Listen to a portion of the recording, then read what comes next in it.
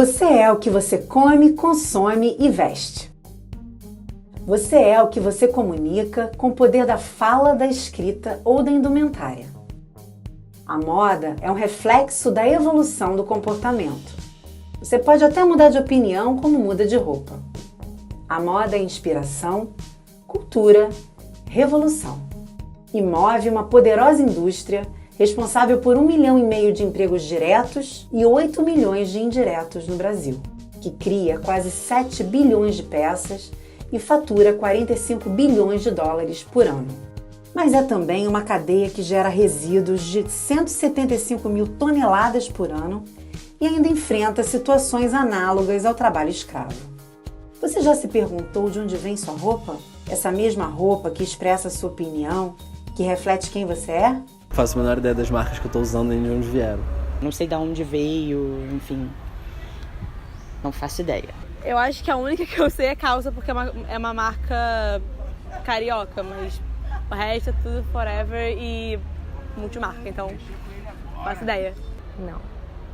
Não tenho a menor ideia. Antes eu comprava muito na Zara, e aí depois explodiu aquelas coisas que a Zara usava trabalho escravo, parei de comprar. Design, conforto, origem. Design, conforto, por último, origem. Na teoria, a origem teria que ser a primeira, né? Se eu acho bonito ou não, se eu vou me sentir confortável naquela roupa, e infelizmente a última coisa que a gente pensa é a origem. Porque por mais que eu me preocupe com a origem daquela roupa e evite comprar certas marcas que a gente sabe que exploram a mão de obra informal em outros países, acabo, às vezes, comprando roupa em lojas que eu não sei a procedência. Assim, preço é uma coisa importante, e é aquilo que eu falei, tipo, marcas, por exemplo, que são sustentáveis, tipo Osklen e tal, cara, é R$500 o negócio. Então eles prestam sustentabilidade, eles vendem um produto que é sustentável, só que sustentabilidade hoje em dia é uma coisa muito cara, então parece que acaba sendo uma coisa muito restrita.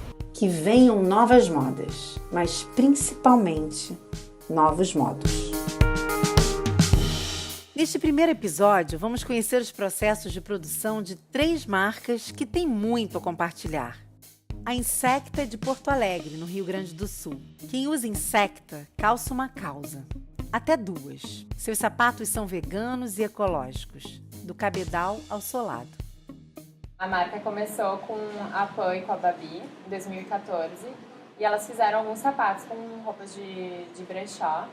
E isso, enfim, foi um baita de um sucesso, vendeu todos os sapatos. A marca sempre foi uma marca de sapatos veganos, nunca teve nada de componentes de origem animal na confecção dos sapatos. Uma das coisas que ajudaram a proporcionar isso foi que, além das roupas, a gente começou a incluir novos materiais para fazer os cabedais. A Insecta é a única que eu tenho conhecimento que trabalha com a questão do ciclo de vida do produto, zerando o ciclo de vida, ou seja, sem nenhum tipo de resíduo pós o processo de fabricação. A gente tem a nossa linha vintage ainda, que é a linha que é feita com roupas de brechó, mas a gente também desenvolveu uma linha de estamparia própria. A gente também tem as linhas de monos, feita com fio de garrafa PET e algodão reciclado. E bem recentemente a gente lançou o laminado vegetal, que é a nossa alternativa ao couro. Então hoje a gente tem mais linhas de sapato, a gente conseguiu abocanhar uma parte maior do mercado. No início da Insecta não existia muita oferta no mercado da indústria de materiais que fossem reaproveitados, reciclados aqui no polo calçadista no Rio Grande do Sul. Então a gente começou a plantar essa sementinha, assim, e hoje a gente vê que dentro da indústria de calçados a Insecta é uma referência aqui na região. E a maior dificuldade que a gente tem aqui no mercado brasileiro é esse mindset do consumidor de que o vegano e que o ecológico tem que ser mais barato, né? Porque às vezes realmente não faz sentido, né? Como que algo que é reutilizado ou que é reciclado vai ser mais caro do que um sapato de cor. O que acontece é que as indústrias, normalmente, elas desenvolvem esses materiais porque de alguma forma é mais barato, porque elas precisam reaproveitar algum resíduo, porque também tem um custo alto de descarte de resíduo. O pessoal está tendo mais abertura para marcas sustentáveis e está querendo entender isso melhor, mas a questão do preço ainda é uma super barreira. No Brasil existem muitas coisas que acabam sendo prioridade para o consumidor no geral, e que às vezes não é a sustentabilidade. A gente tem uma questão de desigualdade no Brasil muito grande. Isso é uma coisa que nos preocupa muito, é conseguir fazer com que produtos sustentáveis sejam mais acessíveis e sejam mais democráticos verdadeiramente. Do sul, vamos para o Ceará, onde a Catarina Mina faz história. Batizada com o nome de uma escrava que comprou sua própria alforria, a marca é a primeira a ter os custos abertos na internet. Lembra daquela pergunta, quem fez a sua roupa?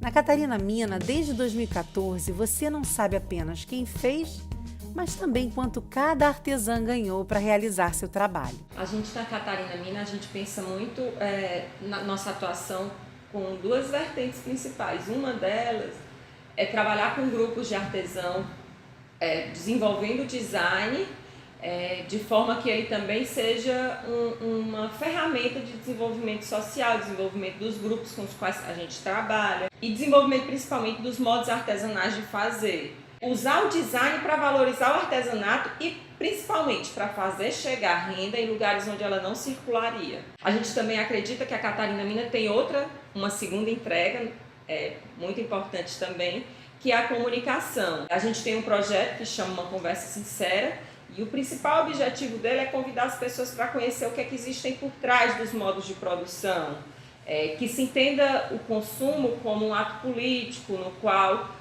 você, ao consumir, você também está atuando, você também está apoiando uma rede. A gente passou a descrever na internet quanto que a gente investe em matéria-prima, quanto que a gente paga para quem faz as bolsas. Faz um descritivo de tudo que tem por trás dos custos envolvidos na produção daquele produto. Aquilo não é só um produto acabado na vitrine, aquilo tem uma história por trás. Que história é essa? Qual é a história que é contada? Quando a gente passa a falar sobre isso, falar abertamente, falar da parte financeira, a gente está sendo sincero e a gente está abrindo nossos custos para também abrir nossa história, para também contar de forma mais transparente possível tudo que existe por trás. Cada bolsa ela vem com um cartãozinho que a gente chama de Catarina Mina Minha, que é minha de quem compra, que ela recebe a bolsa com aquele cartãozinho, e também minha de quem faz. Aquela causa não é mais só de uma marca, aquela causa ela passa a ser uma causa coletiva. E mais do que consumir, elas passam a fazer parte.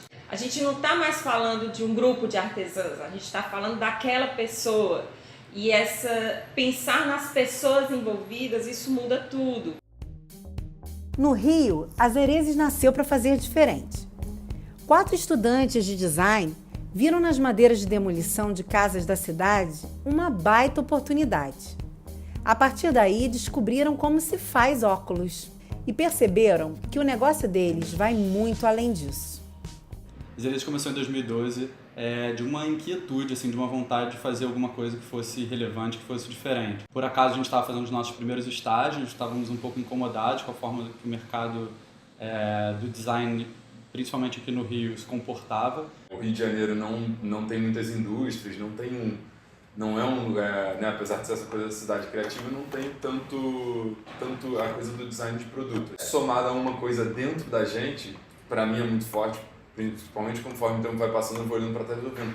Cara, no final das contas, o que a gente queria era criar o nosso próprio trabalho, sabe? Criar os próprios valores, criar a própria cultura, criar as próprias práticas. Por que a relação entre marca e fornecedor precisa ser sempre top-down? Por que a gente não pode conversar e dialogar e capacitar uma pessoa e ela pode ser uma parceira nossa em vez de simplesmente fornecedor? Por que o material sem uso ele precisa ser descartado, ele não pode ser reinserido?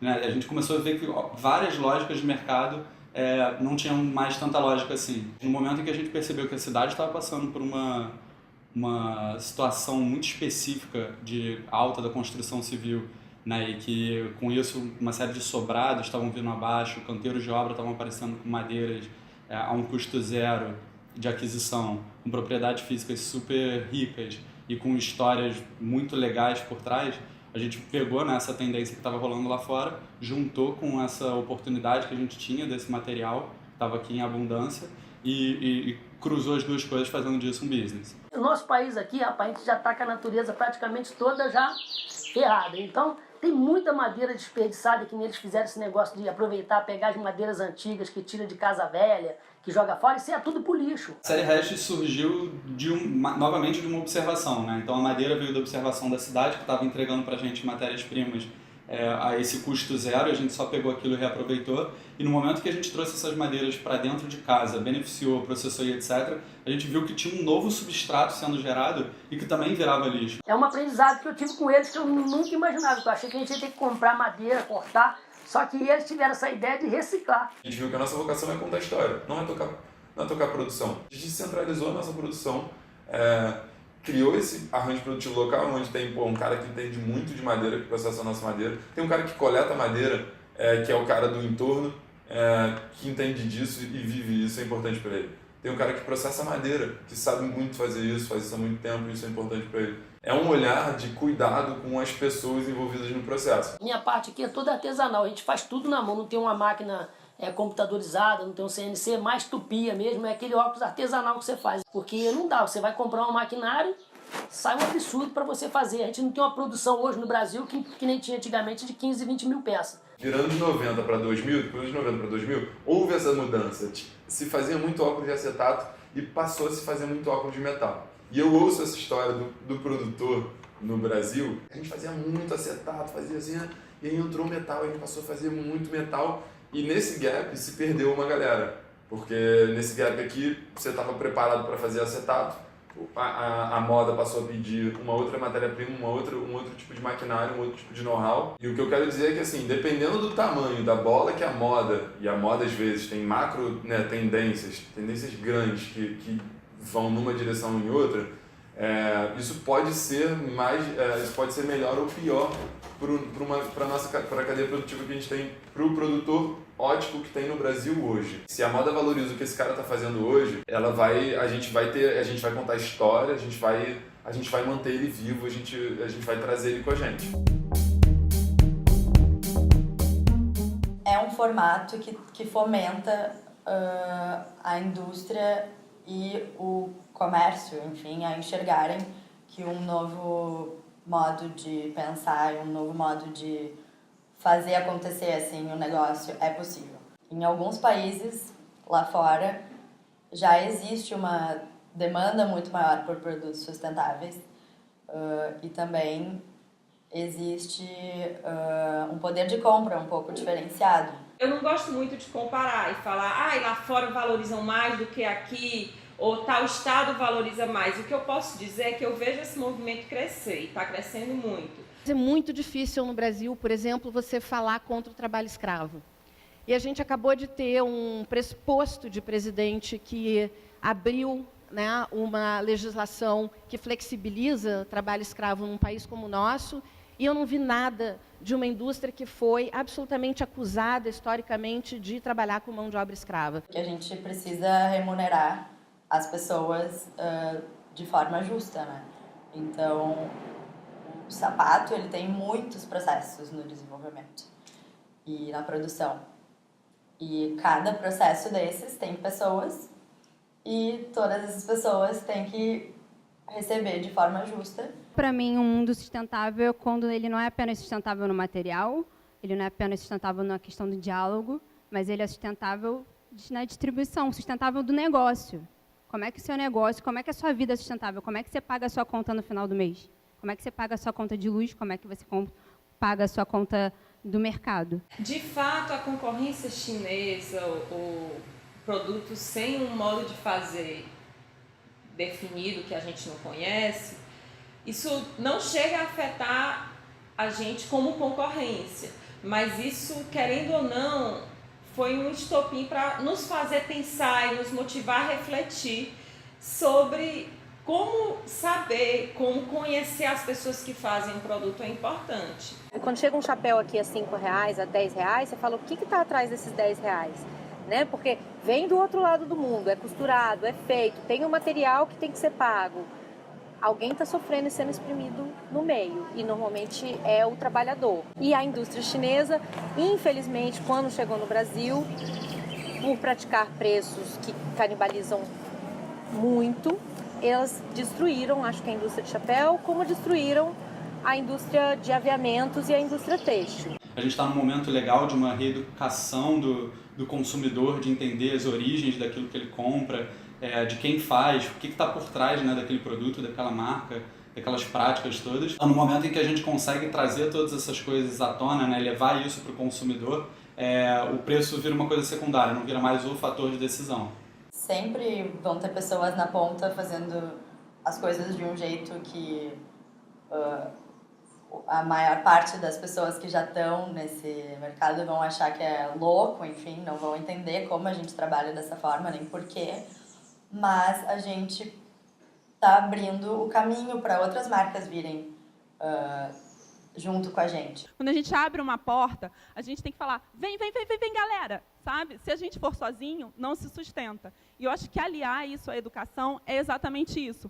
A gente precisa se conectar em massa. Precisa, sim, ter pessoas que fazem isso talvez não da maneira mais competitiva financeiramente, mas que fazem sentido como propósito. Então, acho que essas pequenas empresas que estão se formando, né, que estão começando agora, elas têm um papel fundamental de disseminar esse novo olhar, de disseminar essas novas relações, de construir uma moda nova. Elas são mais jovens, então elas já nasceram com esse DNA, faz parte delas, elas não têm que se adaptar, mudar o modo de produção para ser sustentável, né? Você vê aqui a Augustana, que é uma marca que desfila nos Novos Talentos, ela já nasceu com esse cuidado, cada peça dela vem escrito quem fez, do que é feito, quanto tempo demorou, quanto aquela pessoa recebeu. Então já é uma preocupação do estilista. Quando isso já nasce na cabeça deles, eles são os grandes agentes de transformação. Eu acho que é criável, mas mais do que criável, é necessário e a gente precisa entender como uma atitude política, de intervenção no mundo, de atuação e de responsabilidade. A gente precisa assumir essa responsabilidade de construção de um mundo melhor como nossa. Não é mais possível, a gente não pode terceirizar isso. A gente faz parte da sociedade e é uma sociedade global e a gente precisa entender nossa forma de estar no mundo. A gente está num país que tem que ter posição política. E isso é absolutamente vital, não para fazer reforma ou marketing, mas para fazer revolução. Zerezes, Catarina Mina e Insecta são exemplos lindos, é claro, mas numa escala de produção pequena em comparação ao que o mundo precisa.